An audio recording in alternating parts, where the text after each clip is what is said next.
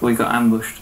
They just fired rocket-propelled grenades at me, which blew the engine up and covered me in flames. There was no way I should have survived, to be honest.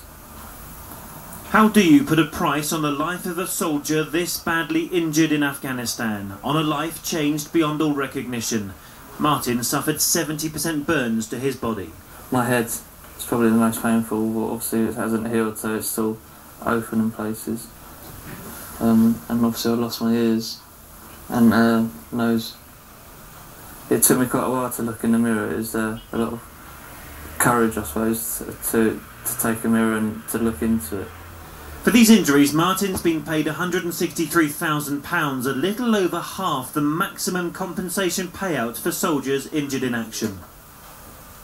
And you're getting married this year. You've clearly got all the pressures that anyone else has: jobs, mortgage, potentially a family as well. How worried are you about that? Obviously the army can only employ fit people, so I've got that worry. I've got obviously payments of mortgages, family to bring up eventually when we choose to have family.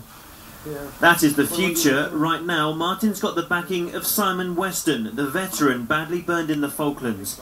He's now part of a Conservative review on the armed forces, but says this young soldier shouldn't have to fight for more money. All these brave men and women, they come back from a conflict and they're always continually having to fight for what's right. It's almost tantamount to having to beg for what should be there as an offer straight away. This case has been compared to some very different decisions in the courts. Lance Bombardier Kerry Fletcher, a lesbian soldier, sued the army for sexual harassment. She's claiming up to £400,000 in lost earnings. As a headline figure, you can see why people think something's wrong here. Well, not payments that we've agreed, payments agreed in court, and one-off payments to cover everything. So we're not talking about a like-for-like situation. The one-off payment in this case, and in every case of injured service personnel, is just a small part of the payment that we make to them. Martin will get an annual pension if he leaves, perhaps of around £15,000, but the soldier who was lucky to survive knows he must also survive his future.